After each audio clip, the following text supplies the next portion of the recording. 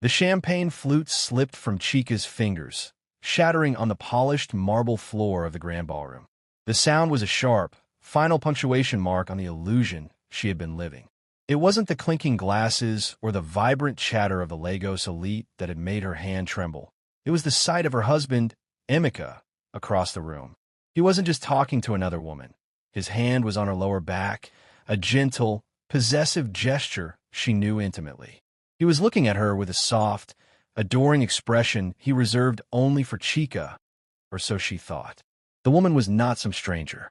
It was her best friend, Kemi. The world, a moment ago a swirl of bright lights and happy faces, narrowed into a single, painful point.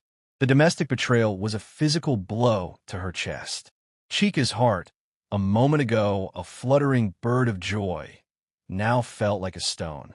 She took a step forward, her expensive stilettos crunching on the glass, a sound that went unnoticed in the noisy gala. The keywords Nigerian marriage and infidelity had never felt so real, so personal, so sharp. The air was thick with the scent of lilies and perfume, but all she could smell was the bitter aroma of lies. She moved through the crowd, a zombie on a mission. Her feet felt heavy, each step a testament to the weight of her husband's deception. The music swelled, a popular Nigerian highlife song, but to her, it was a funeral dirge. She saw the flash of phone cameras as people noticed the commotion. She knew this was her moment of public disgrace, a humiliation laid bare for all to see. The story, the scandal, which spread through Lagos faster than wildfire. She was just a few feet away when Emeka saw her. His easy smile vanished, replaced by a mask of panic. He pulled his hand away from Kemi, who turned, a slow, practiced smile on her face that melted into a mask of pure terror as she saw Chika's face. "Emeka, what is this?" Chika's voice was a low, dangerous whisper that cut through the music. She wasn't asking a question. She was making a statement. He tried to step between them, a desperate move. "Chika, darling, it's not what it looks like. We were just—" "Don't," she cut him off, her eyes fixed on his. "Don't you dare insult me with your lies. Not here, not in front of all these people." Her gaze flickered to Kemi, the woman who had shared her secrets, her dreams, her children's birthdays. The one who had sworn to be her sister. "And you, Kemi, my friend, my sister, what do you have to say?" Kemi's voice was a pathetic squeak. "Chika, I can explain. It's just a misunderstanding." "A misunderstanding?" Chika's laugh was brittle, on the edge of hysteria. "Was the way he looked at you a misunderstanding? Was his hand on your back a misunderstanding? The way you both were laughing, so intimate, was that a misunderstanding?" Her voice rose, and a few people started to turn, their phones held at the ready. The whispering grew louder. "What a classic case of cheating husband and a treacherous best friend," she heard someone say. Emeka grabbed her arm. "Chika, let's talk about this at home. Please, don't make a scene." She yanked her arm away. "A scene?" "The scene was made the moment you decided to bring your mistress to a gala where your wife was present. The scene was made when you betrayed our home, our children, our vows." Her words were like a firestorm. The crowd was a silent audience, transfixed by the unfolding drama. Chika felt the heat of their stares, the weight of their judgment. But she didn't care. All she could focus on was the sick, twisting knot in her stomach. She watched as Emeka's face contorted from panic to a cold, hard resolve. His charm was gone, replaced by something dark and ugly. He moved closer to Kemi, a protective gesture that was the final nail in the coffin. "This isn't over, Emeka," Chika said, her voice shaking with a fury so cold it was almost calm. "You have no idea what you have just done." She turned and walked away, her back ramrod straight, the image of a woman publicly disgraced but not yet defeated. As she navigated her way through the parting crowd, the hushed whispers and clicking cameras felt like a slow-motion ambush. She wanted to run, to scream, but she held it all in, for the sake of her children, for the sake of her pride. The drive home was a blur of tears and rage. The shock of the emotional manipulation had worn off, and a dangerous clarity was taking its place. It wasn't just about the affair anymore. It was about everything. The way he had dismissed her concerns, the nights he came home late, the expensive gifts she had brushed off as him just being thoughtful. It was all a carefully constructed web of lies. When she got home, the house, a testament to their love, felt foreign and sterile. She walked into Emika's home office, a place she rarely entered, driven by a gut feeling. She started pulling out drawers, her hands shaking, her heart hammering against her ribs. She was looking for anything, a letter, a photo, anything that would give her answers. The search felt frantic and desperate. She found nothing at first, just tidy stacks of bills and neatly arranged folders. But then she noticed a false bottom in one of the drawers. Beneath a stack of old magazines, she found a small, locked metal box. She was a woman driven by anger, not logic. She grabbed a heavy paperweight and smashed the lock. The click and the crack were deafening in the silence of the night. Inside, there were no love letters or photos. There was a single, folded document. It was a bank statement. She unfolded it, her eyes scanning the numbers and names. Her breath caught in her throat. The account was in Emika's name, but the transactions were not for business. They were huge, regular sums of money transferred out of their joint accounts for the past 2 years. The most recent transfer was for a large sum, big enough to build a new house, a new life. And the name on the account wasn't Emika's. It was the name of the recipient. Chika's vision blurred. The name, written in bold, was a name she knew. A name she never, in her wildest nightmares, would have expected to see there. It was the name of their children's teacher, the one she had just seen with her husband, the one who had so casually betrayed her trust. If this story gave you chills, left you speechless, or made your heart race, don't forget to hit that like button, subscribe, and turn on notifications so you never miss a story that will keep you on the edge of your seat. The bank statement felt heavier than a stone in Chika's hands. The name, Adiz Nwaffer, swam before her eyes. It was a name as familiar as her own children's. Ada, their children's kind, patient, and utterly trusted teacher.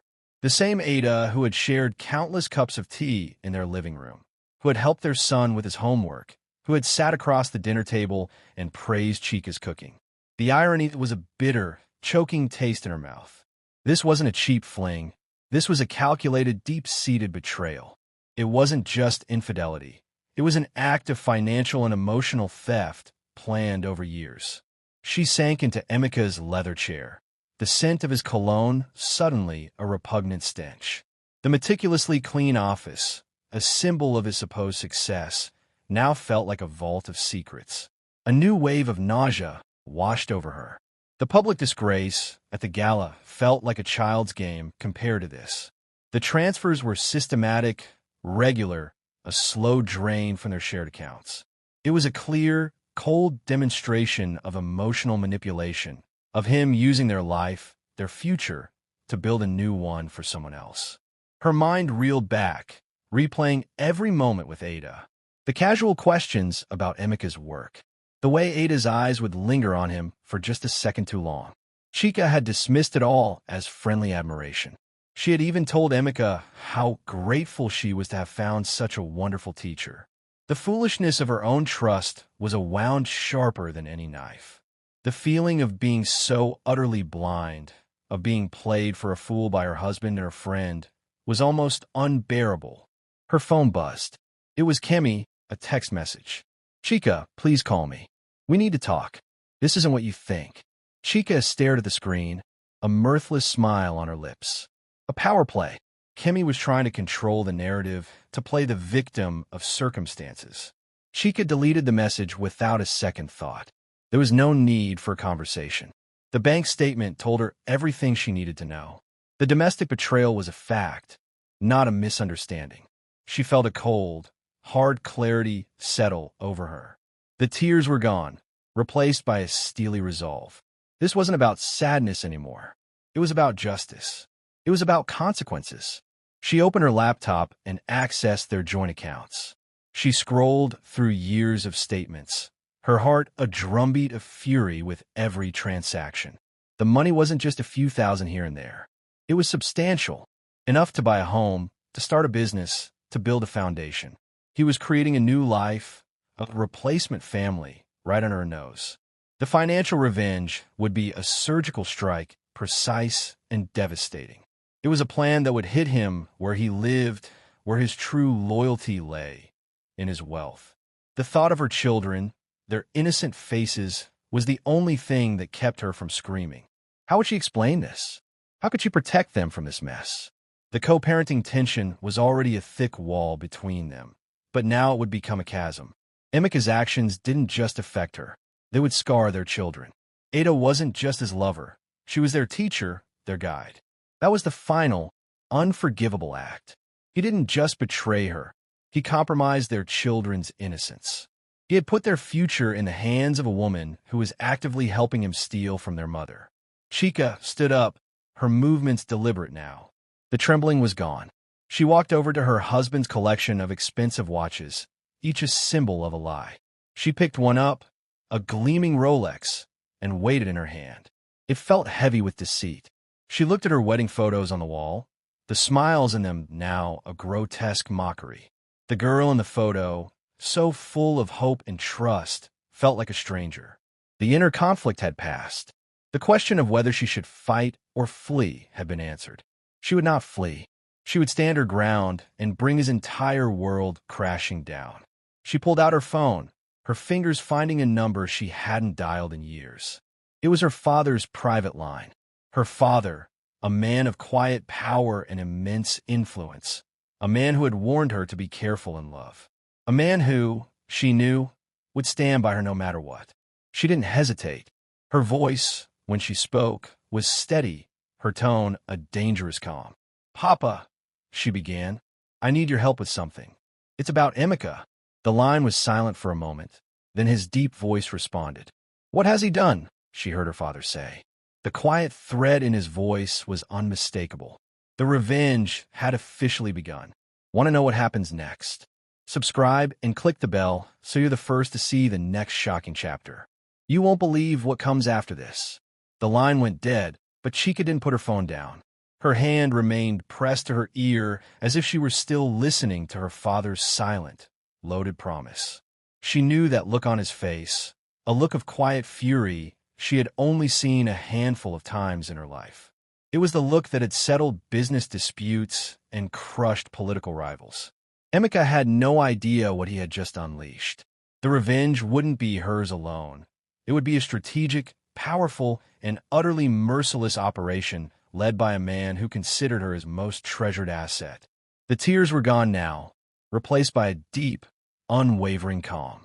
A sense of peace, cold and sharp as a scalpel, settled over her. The front door opened. Chika's head snapped up. It was Emeka. He walked in, his suit jacket slung over his shoulder, his face a mask of annoyance. He hadn't expected her to be awake, let alone waiting for him. The arrogant look in his eyes was a chilling reminder of the emotional manipulation he had subjected her to. He didn't see a betrayed wife. He saw an inconvenience. "Chika, what are you doing here?" he asked, his voice tight. "We need to talk. You made a huge scene tonight." "A huge scene?" she repeated, her voice dangerously low. "No, you did. You brought your mistress to a public event and humiliated me. You made the scene, Emeka. I simply exposed it." He dropped his jacket on a chair, the careless gesture a small act of defiance. "Don't be dramatic. It was a business associate, a friend, a business associate whose bank account you've been funding for 2 years." Chika held up the bank statement she had found, the flimsy paper a weapon in her hand. His face, a moment ago a study in feigned innocence, turned white. All the charm, the arrogance, the practiced lies, drained from him in an instant. This was his true face, a man caught, exposed, and terrified. Where did you get that?" he stammered, his eyes darting to the broken lock on his office door. "That's not important. The fact is, you've been draining our accounts. The money we saved for our children's future. The money that was supposed to secure our life together. You've been giving it to Adiz and Wafer, our children's teacher. Do you have anything to say to that?" Chika's voice rose with each word, the facade of calm beginning to crack. The truth of the infidelity was not just about the body. It was about the betrayal of a shared life, a shared dream. He lunged for the paper, but she was faster. She pulled it back, her hand flying to her chest. Don't you touch me. Don't you dare. Chika, listen to me, he pleaded, his voice now a desperate whisper. This is not what you think. It's complicated. We're not. You're not having an affair? You're not stealing from us? She interrupted, a sharp, bitter laugh escaping her lips. This is a domestic betrayal. Emeka, of the worst kind. You didn't just break our vows. You tried to destroy our lives. You used our children's teacher to do it. Have you no shame? He fell silent. The public disgrace from the night before was nothing compared to the look in her eyes now. A phone rang, a sharp, jarring sound in the tense silence. Emeka glanced at his phone, then back at her, a flicker of fear in his eyes. He didn't answer it. Who is that? Chika asked, her voice flat. Nobody, he said quickly, too quickly. Look, we can fix this. Let's not bring lawyers into this. We can talk. It's too late for that, she said, her phone buzzing with a new text message. This time, it was from her father's assistant. The private counsel is on the way. He'll be here in 20 minutes. The quiet threat in her voice was now a promise. The legal revenge had already begun. Emeka's face fell, the last vestiges of his confidence crumbling. He knew what her father was capable of. Chika, no. Please. You don't understand, he begged, a new look of desperation on his face. This isn't what you think. There's so much more at stake. I think I understand perfectly, she said, her voice like ice. You wanted a new life. You wanted to start a new family with Ada. And you were willing to steal from your own children to do it. Just then, his phone rang again. This time, it was a different number. A number from a foreign country. He snatched it up, his face a new shade of pale. He didn't answer it, just stared at the screen, a look of pure dread in his eyes.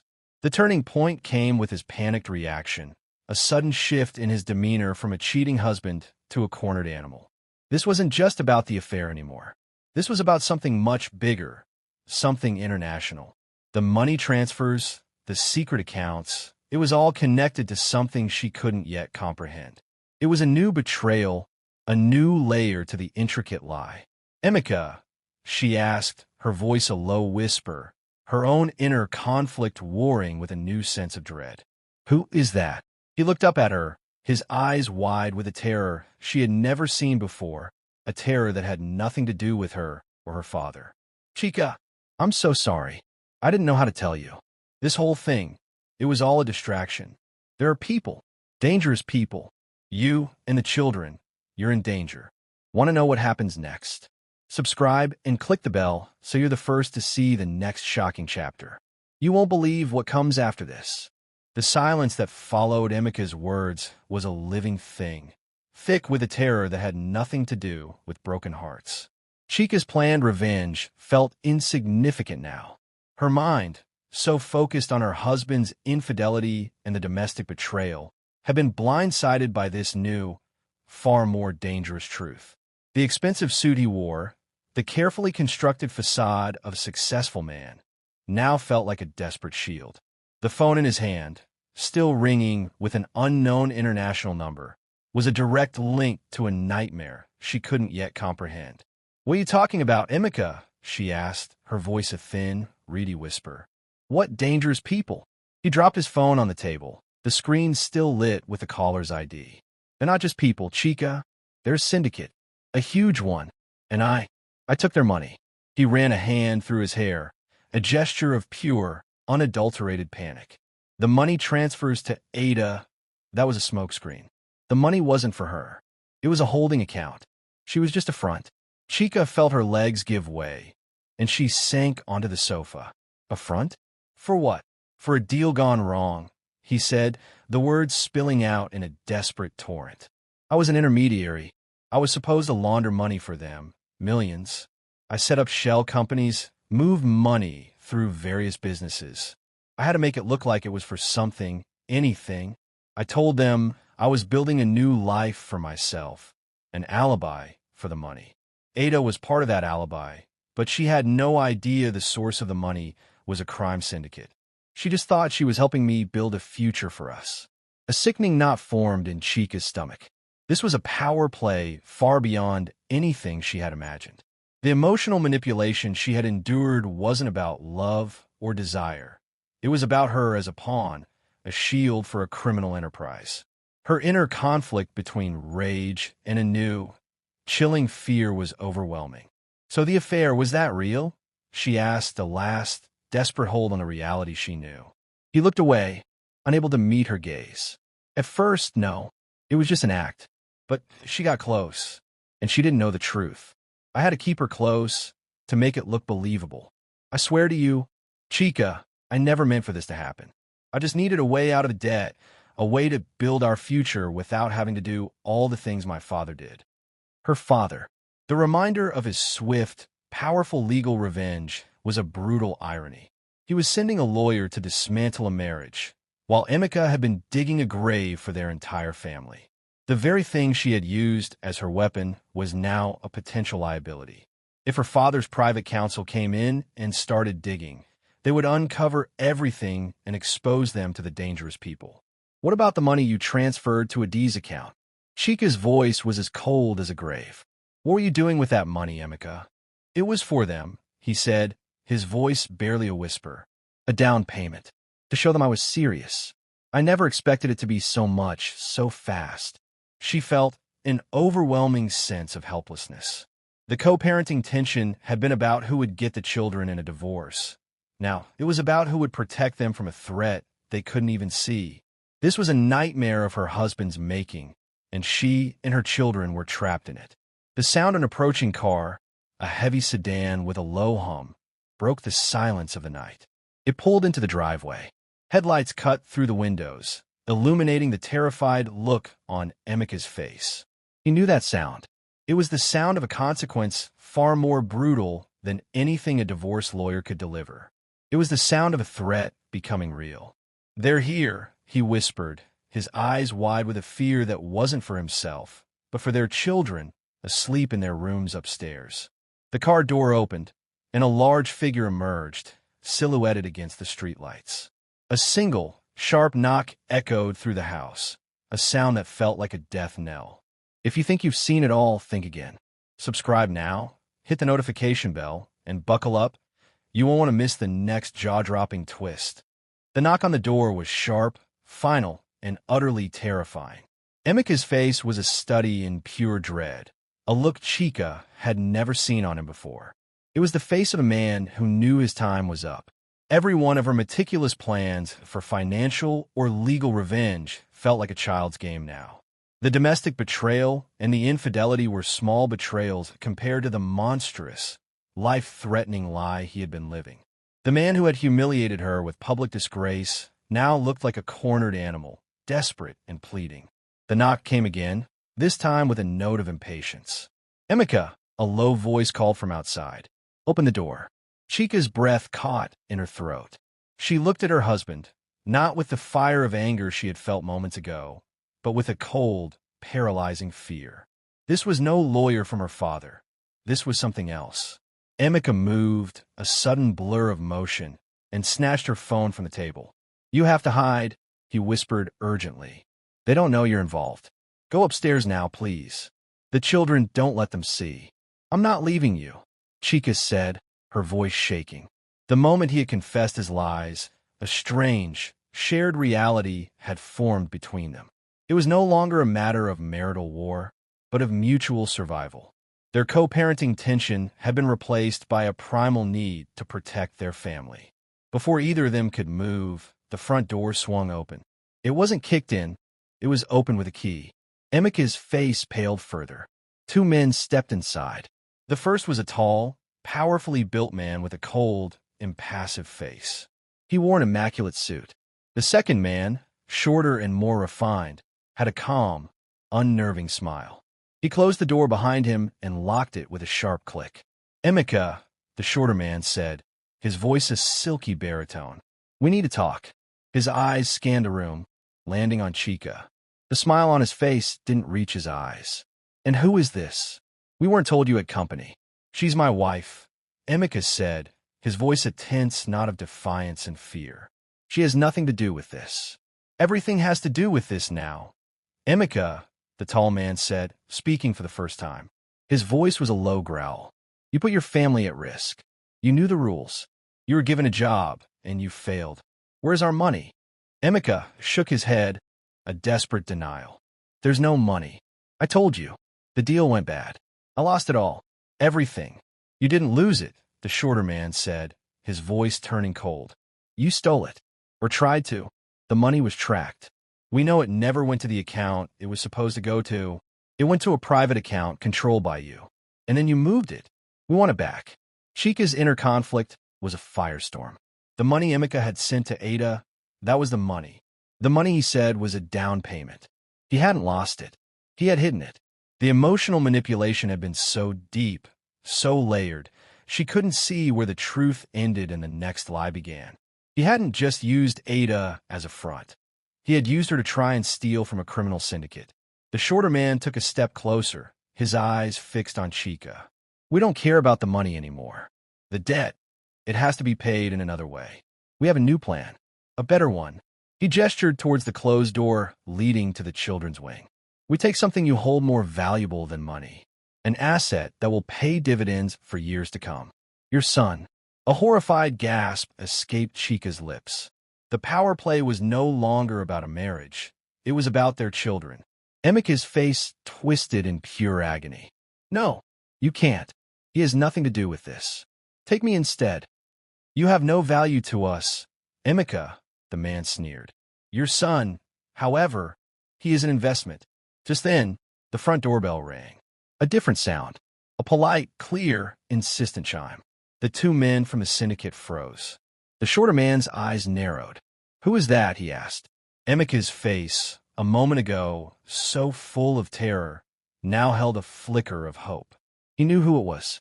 The lawyer. Chika's father's lawyer. This was his chance. The knock of a new, unexpected player on a deadly chessboard. Want to know what happens next? Subscribe and click the bell so you're the first to see the next shocking chapter. You won't believe what comes after this. The polite, persistent chime of the doorbell was an alien sound in the room now, a stark contrast to the thick, suffocating tension. The two men from the syndicate exchanged a glance, their postures shifting from confident menace to a coiled, suspicious readiness.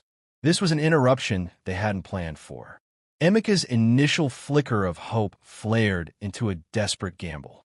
He saw his chance, a new player in the deadly game. Chika stood frozen, her heart a frantic drumbeat against her ribs, the domestic betrayal now an afterthought in the face of this immediate, bone-deep terror. Answer it, Emeka, the shorter man, his voice a low growl, ordered. But you will not say one word about us. We are not here. This is a family matter. Emeka nodded, his throat too tight to speak. He moved towards the door, his steps uncertain, while the two men melted into the deep shadows of the living room, their forms becoming indistinct. Chika stood perfectly still, watching as Emeka opened the door just enough to peek through the crack. The man on the other side was a fortress of a person, tall and broad. His suit was impeccable, a sharp contrast to the casual elegance Emeka had favored. His face, however, was what stopped Chika's breath. It was her father's face, not in looks, but in expression, a cold, unwavering resolve. It was Mr. Okechukwu, Chief Obina's private counsel, and his arrival was a seismic shift in the power play. Emeka, Mr. Okechukwu said, his voice as smooth and precise as a well-oiled machine. Chief Obina sends his regards. We were unable to reach you or Chika. I have some documents for you to review regarding the separation agreement. May I come in? Emeka's mind raced. He had to think fast to give himself a shield. Mr. Okechukwu, thank you for coming, he said, opening the door wider. Please come in. As Mr. Okechukwu stepped inside, his eyes, dark and intelligent, swept the room. He didn't miss a thing. The broken office lock, the overturned coffee table, the subtle shift in the air that spoke of violence. His gaze landed on Chika, a fleeting look of concern crossing his face before it was gone, replaced by a steely professional calm. I see this is a very private conversation, Mr. Okechukwu said, his eyes now fixed on the spot where the two men from the syndicate were hiding. Perhaps we can discuss the terms of the legal revenge in a more neutral setting. My car is waiting. The syndicate men remained silent, but their energy was a physical force, a simmering rage. They were out of their element. Mr. Okachukwu was a different kind of threat. He didn't use fists or guns. He used the law, and he had the backing of a man who could make entire industries collapse with a phone call. This was a direct challenge to their authority. Emeka, you will tell your friends to leave. The shorter man's voice, now a hiss, whispered from the shadows. We're not done here. Mr. Okachukwu's gaze flickered to the shadow. I am here on behalf of my client, Mrs. Chika Emeka, as her legal counsel.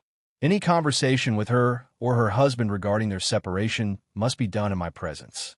Furthermore, my client and her children are under the personal protection of Chief Obinna. I suggest you reconsider your actions here. The message was clear. Chief Obinna was watching. The infidelity and the public disgrace had been exposed, and now the consequences were being delivered not just by a grieving wife, but by a titan of industry. The co-parenting tension had escalated from a domestic squabble to a battle of titans. The taller syndicate man finally spoke. This is not over, Emeka. The debt still stands. You have 24 hours to make a decision. With a final, threatening glance at Emeka, the two men unlocked the door and left, their silent departure a stark promise of their return. The moment they were gone, the air in the room seemed to lighten, but the tension remained. Chika stared at Mr. Okachukwu, who now held a leather briefcase with an air of profound calm. Mr. Okachukwu, Chika said, her voice trembling. They want to take our son. He didn't flinch. I am aware. Emeka has placed you and the children in a very precarious position. My instructions are simple. Protect you at all costs. Chief Obinna believes you are the innocent party in this domestic betrayal. He has made a call to his business associate who has a history with this syndicate, an associate who is not happy about them operating in his territory. They will not be bothering you again. Chika felt a wave of relief wash over her, but it was quickly replaced by a new, gnawing dread. Her father was involved with a criminal syndicate. Her inner conflict grew. What had her husband gotten himself into? What does this mean for Emeka? Chika asked, a part of her still feeling a strange, new loyalty to the man who was now facing his own demons. Mr. Okachukwu finally opened his briefcase, revealing a single manila folder. Your father's initial plan was for me to begin the proceedings for a divorce and to seize all of Emeka's assets to cover the money he stole. This would be a form of public humiliation and punishment for the public disgrace he caused you. But he paused, his eyes drilling into hers. Now that we know the full scale of his emotional manipulation and betrayal, your father has a new plan. A better one. One that makes this go away, but it comes at a cost. Your freedom. Want to know what happens next? Subscribe, hit the notification bell, and buckle up. You won't want to miss the next jaw-dropping twist. The words hung in the air, cold and heavy as a guillotine blade. Your freedom. Chika's heart, which had just begun to slow its frantic beat, now hammered against her ribs with renewed force. She looked from Mr. Okachukwu's impassive face to Emeka's, a man now reduced to a begging, panicked shadow of his former self. The domestic betrayal and the infidelity that had shattered her world now felt like small, distant cracks in the face of this new, terrifying reality. The power play had reached its ultimate form, and she was at its very center. What do you mean, my freedom? Chika finally managed to ask, the words barely audible. Mr. Okachukwu didn't flinch. He spoke with the quiet authority of a man who had seen everything. Your freedom from this life, Chika, your freedom from a marriage that has caused you public disgrace and pain. Your freedom from a man who has shown himself to be a liability to you and the children. Your freedom from a future tethered to his debts and his enemies. Emeka, who had been standing in a daze, suddenly lurched forward. Don't listen to him, Chika. This is a trick. He can't do this. There has to be another way.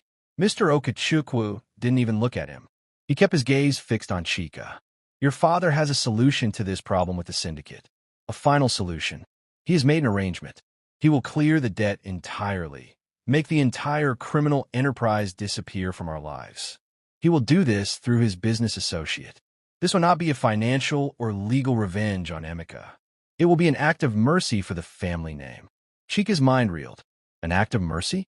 From her father, the man who had ordered every one of Emeka's assets to be seized? The same man who had ordered the public dismantling of her marriage? This wasn't mercy. This was a deeper emotional manipulation, a different kind of power play entirely. And what is the cost? Chika asked, her voice now cold and clear, a mirror of the lawyer's. Mr. Okechukwu finally looked at Emeka, a hint of disdain in his eyes. The cost is Emeka. Your father will take over all of Emeka's businesses, his properties, his entire professional life. He will use them to settle the debt. In exchange for his life and the lives of your children, Emeka will become your father's man, a puppet under his control. He will do as he is told. Every move he makes, every deal he signs, will be at Chief Obina's command. He will be a ghost in his own life. Emeka stared at the lawyer, his face a mask of utter horror. This was a fate worse than jail. This was the complete stripping of his identity, of his power, of his freedom. No, he whispered. You can't do this. I'm afraid we can, Mr. Okechukwu said, his tone still perfectly calm. The alternative is not pleasant for anyone.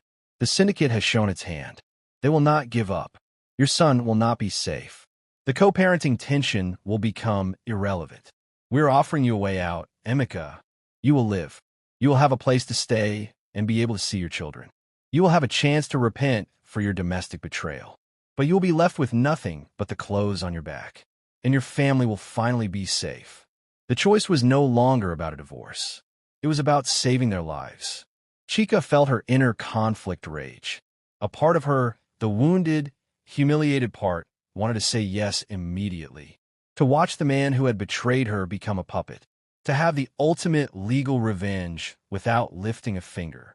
But another part of her, a part that was still married to this man, was horrified by the prospect of such a cold, calculated destruction. As if sensing her hesitation, Mr. Okechukwu produced another file from his briefcase. I also have a D's file, he said. Her phone records, her bank accounts, every communication between the two of them. It seems her family, and her parents in particular, are extremely interested in how she has acquired a sum of money and what she has done with it. It seems she has spent a great deal of it on expensive gifts for her new lover. Her family's reputation is also on the line, and her father is more than willing to make a deal to make this public disgrace disappear. She is also a pawn in this grander scheme. The word struck Chika with a new, icy precision. This wasn't just about Emeka anymore. This was a grand chess game orchestrated by her father, with Chika as the queen and Ada as a useless pawn.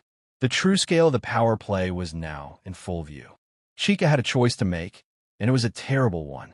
Emeka and I, we will discuss this, Chika said, her voice shaking with the force of her decision. You can give us the night, but you will have our answer in the morning. Mr. Okechukwu nodded, his calm demeanor never wavering. I will be in touch, Chika. Do not try to leave the house. My men will be outside. You are safe for now. With that, he left. Chika and Emeka were left alone, two strangers in their own house, staring at each other. The silence was heavier than before, filled with the weight of a life-or-death decision. Emeka finally broke it, his voice a desperate plea. Chika, you can't do this to me. Please, there has to be another way.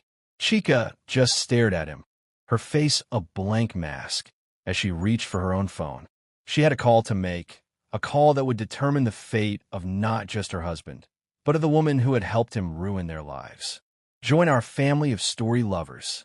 Comment below with your thoughts, subscribe, and hit the bell. Share your guesses and theories before the next twist unfolds. The phone in Chika's hand felt cold and unfamiliar, a tool of war rather than connection. She ignored Emeka's desperate pleas, his voice a buzzing drone in the background. Her gaze was fixed on the screen, on the name she was searching for. Adiz. The number was there, a line of digits that had, until now, represented a phantom threat, a faceless rival. But tonight, that threat was about to become a pawn in a game far larger than either of them could have imagined. This was not a call of fury. It was a cold, calculated move in her own legal revenge. She pressed the call button and held the phone to her ear, the ringtone echoing in the charged silence of the room. Emeka lunged for her, a panicked animal trying to stop its own execution. "Don't do this, Chika. Please, don't bring her into this." "She's already in this, Emeka," Chika said, her voice devoid of all emotion. She was never out of it. The call connected. Adi's voice, bright and carefree, came through the speaker. "Hello, Emeka, is that you? I thought you weren't supposed to call me here." Chika felt a bitter, icy satisfaction. Adi's was still living in the blissful ignorance of their shared lie. "It's not Emeka," Chika said, her voice flat. "It's Chika." The line went silent. The vibrant energy on the other end evaporated, replaced by a thick, terrified silence. Chika could hear the sharp intake of Adi's breath, the frantic beat of her own heart. "Chika, what do you want?" Adi's stammered. "I know everything, Adi's," Chika said, her words slicing through the silence like shards of glass. "I know about your affair with my husband. I know about the money. I know about the domestic betrayal and the lives you have ruined. I know that he promised you everything and gave you nothing but a criminal enterprise." Adi's voice was a panicked whisper. "I don't know what you're talking about. I don't know what you want from me. I thought he was going to leave you. He was never going to leave me." Chika cut in, her tone a cruel mockery. "He was never going to leave his family. Not for you. Not for anyone. You were a means to an end. A hiding place for money he stole from a very dangerous group of people." She looked at Emeka, who had sunk to his knees, his face in his hands, defeated. The infidelity was a footnote now, the least of his sins. Adi's voice was laced with pure, unadulterated terror. "What do you mean, dangerous people? What money?" Emeka said it was his life savings. "He told me it was an investment for our future." "He lied to you, Adi's," Chika said, the full scale of Emeka's emotional manipulation now laid bare. "He used you to hide his stolen money, money that a criminal syndicate is now trying to get back. They know you have it. They know where you live. They know where you work. And they just left my house, threatening to take my son as payment." A strangled cry came from Adi's end of the line. No, he wouldn't do that. He promised me. He said he was going to take care of me. He was going to save me from my family's pressure. He was going to give me a life I could be proud of.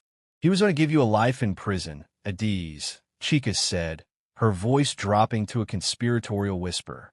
"Because he has placed you and your family in the crosshairs of a life-threatening criminal enterprise. The police won't be able to protect you. Your family name will be destroyed with public disgrace. Your father, if he finds out the extent of this, will disown you."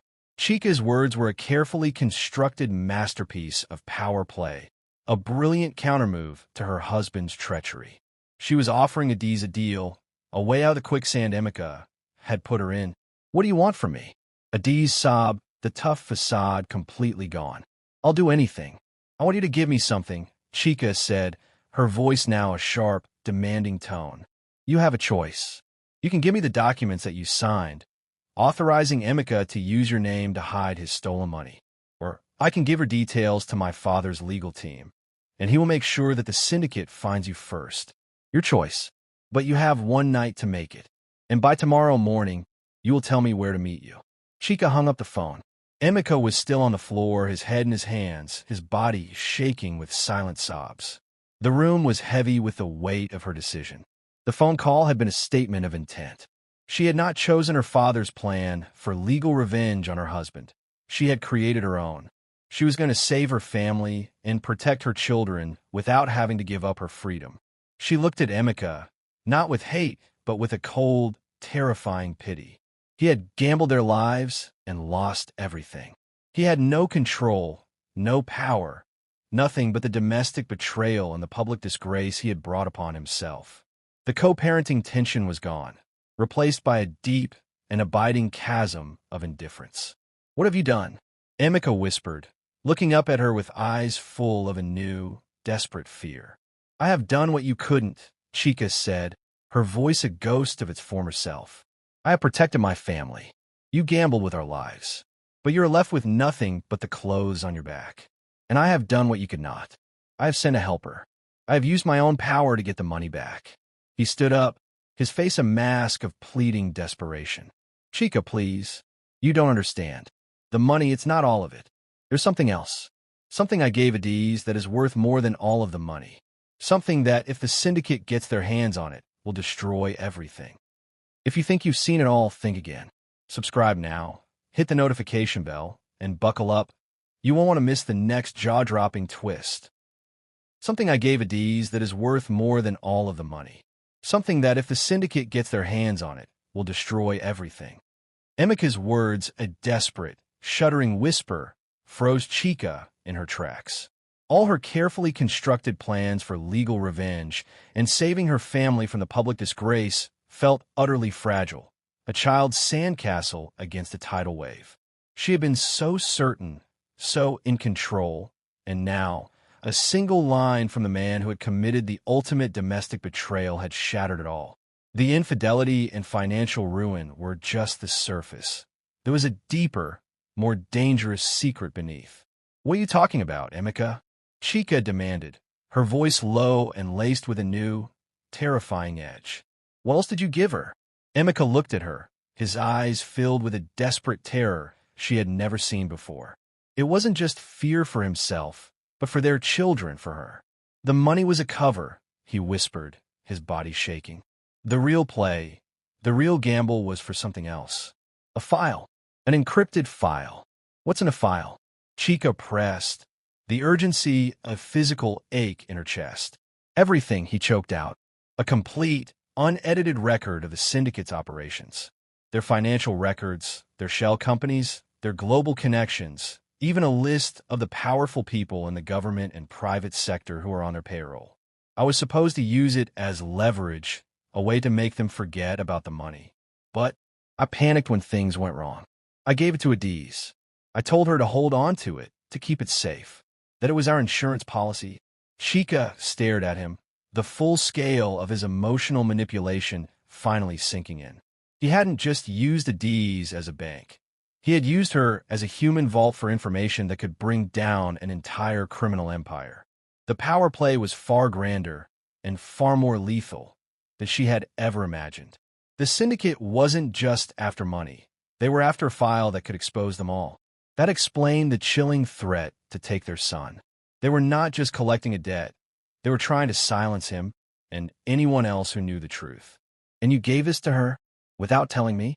Without telling anyone. Chika's voice was a furious hiss. You have placed all of our lives in the hands of the woman you cheated on me with. The woman you told me was nothing. She was my only option. Emika pleaded, tears streaming down his face. She was the only person I thought they wouldn't suspect. She was a helper, a trusted confidant. She would not let me down. Chika felt a new wave of inner conflict. A part of her wanted to scream at him, to destroy him for this final, unforgivable act of carelessness. But another part, the maternal, protective instinct, knew there was no time for that. Her plan, her deal with Adiz to retrieve the documents, was now completely irrelevant. The real prize was the encrypted hard drive, and she had to get it first. The co-parenting tension and domestic betrayal were now secondary to the immediate, bone-chilling terror that her children's lives were in danger. She pulled out her phone, her fingers shaking as she dialed Adiz's number again. This time, there was no anger in her heart, only urgency. She had to warn her. She had to convince her that the person she thought was her lover had given her a death sentence in a box. The line rang once, twice. It was picked up. Chika. Adiz's voice was filled with a mix of fear and confusion. I've been thinking about what you said. I don't know what to do. The documents are with a trusted friend, a man Emika said was going to help us get the money back. He's with me now. He said he's going to make a copy and send the rest to a place where it will be safe. A cold wave of dread washed over Chika, a chilling premonition. Adiz, listen to me very carefully, she said, her voice dropping to an intense whisper. What does this man look like? Is he tall, with a scar on his left cheek? Yes, Adiz whispered back, her voice trembling. How did you know? He said he was a friend of Emika's. He told me to trust him. He even promised to give me a cut of the money once everything was resolved. Chika's blood ran cold. The tall man with the scar on his cheek was the same one who had come to their door just an hour ago. The man from the syndicate. Emika's lie had become her and her children's worst nightmare, and now Adiz was unknowingly walking into a death trap. She was about to hand over the one thing that could save them all. Adiz, listen to me. Do not, under any circumstances, give him anything else. He is not a friend. He is one of the men from the syndicate. You are in extreme danger. Get out of that house now, before it's too late. If this story gave you chills, left you speechless, or made your heart race, don't forget to hit that like button, subscribe, and turn on notifications so you never miss a story that will keep you on the edge of your seat. The phone slipped from Adiz's trembling hand, clattering onto the plush rug. The world around her had gone silent, swallowed by the deafening roar of her own panic. The man with the scar on his cheek, the one Emika had so casually introduced as his trusted friend, was now a monster. His impassive face was no longer just a scar. It was a mark of a predator. He was right there, just a few feet away, holding the encrypted hard drive. He was making a copy. He was about to destroy her, just as he was about to destroy Emika. But Chika had just sent her a lifeline, a final warning that made her realize that she was not just an unwitting accomplice in Emika's domestic betrayal and infidelity, but a crucial pawn in a much bigger, much deadlier game of legal revenge. Adiz, the man said, his voice a low, gravelly whisper. What's wrong? You look like you've seen a ghost. Adiz's mind raced. He had been listening to her. He had seen her fear. There was no escape. Not through the front door, not through the back. Her only way out was to fight. She had to save herself. I'm fine, she stammered, her voice a reedy whisper. I just need to go to the bathroom. Give me the hard drive back. I can't live without it. It's my life's work. He smiled, a humorless, chilling curve of his lips. I'm afraid I can't do that, little girl. This little device is worth far more than your life. It is the key to an empire, the key to public disgrace and financial ruin for everyone involved, the ultimate power play. He turned to his associate, a younger, cleaner-cut man who was working on the computer. It's almost done. We'll be out of here in a minute. Then we can tie up all the loose ends. Adiz saw her chance. He was distracted. She had to run. She had to get to the phone, and she had to call for help. Chika had been so right. Her father's emotional manipulation was a deep, calculated act. But Chika's was one of pure instinct. She wasn't trying to manipulate her. She was trying to save her. She had sent her a warning, and Adiz was not going to let her down. She was not going to be another of Emika's victims. She reached for the phone, her fingers fumbling as she dialed the only number she knew would help. Mr. Okachukwu. Her heart was beating so hard she could hear it in her ears. The younger man, the cleaner-cut one, saw her and moved toward her, his face a mask of determination. Adiz, stop, he barked. Give me the phone. You are not going to be a problem. Adiz didn't stop. She ran, her legs burning as she reached for the front door. She fumbled with the lock, her hands shaking as she heard the footsteps behind her. The man with the scar on his face was close, too close. She finally got the door open, just as he grabbed her arm. He pulled her back inside, his face a mask of rage. You foolish girl. You think you can escape from us? You are nothing. You are a tool to be used and discarded. A pawn in a game you do not understand. Adiz didn't answer. She just screamed. She screamed with all her might, her voice raw and filled with a primal terror she had never known. The man with the scar clamped his hand over her mouth, muffling her cries. But it was too late. The scream had already gone out. From the outside, they heard the sirens. Chika had not wasted any time. She had not waited for Adiz to call her back. She had acted on instinct. The inner conflict had been resolved. She had used her phone to call the police, and she had told them everything. She had not only called the police, she had also called her father. The police were a step behind. Mr. Okachukwu, acting on his own, was a step ahead. He burst into the room, two of his men behind him. They were not policemen. They were private security guards. But they were armed, and they were ready. The man with the scar on his face had no time to react. He looked from the police to Mr. Okachukwu, his face a mask of pure terror. Who are you? He snarled, his hand still on Adiz's mouth. I'm the man who you crossed, Mr. Okachukwu said, his voice calm and cold as ice. You came into my family's house, and you threatened my grandson. Now you will pay. The man with the scar let go of Adiz. He lunged for Mr. Okachukwu, but his men were too fast. One of them, a massive, muscular man, brought him down with a single, brutal punch. The other one grabbed the younger man and threw him against the wall. They had been trained for this. They had been ready for this. Adiz, trembling, got to her feet. The encrypted hard drive was still on the table. She grabbed it and ran to Mr. Okachukwu. Take it, she whispered. It's everything.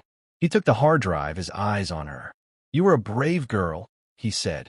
You did well. He looked at his men. Take them away. Give them to the police. The police sirens were now blaring outside the house. They had arrived. The men from a syndicate, the ones who had promised Emeka a life of riches, were now in custody. The power play was over. Back at the house, Chika hung up the phone. Emeka was still on the floor, his face in his hands. He was silent. The co-parenting tension was gone, replaced by a quiet, heartbreaking finality. He had been left with nothing. No money, no future, no freedom. The life he had built on domestic betrayal and lies had crumbled into dust. Chika looked at him, not with pity, but with a cold, unwavering resolution.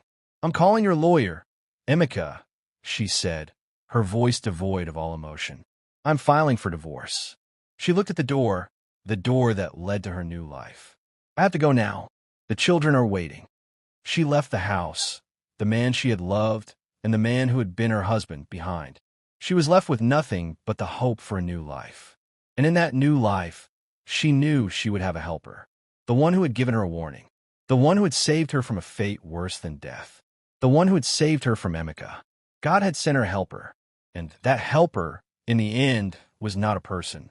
It was the truth. If you think you've seen it all, think again. Subscribe now. Hit the notification bell, and buckle up. You won't want to miss the next jaw-dropping twist.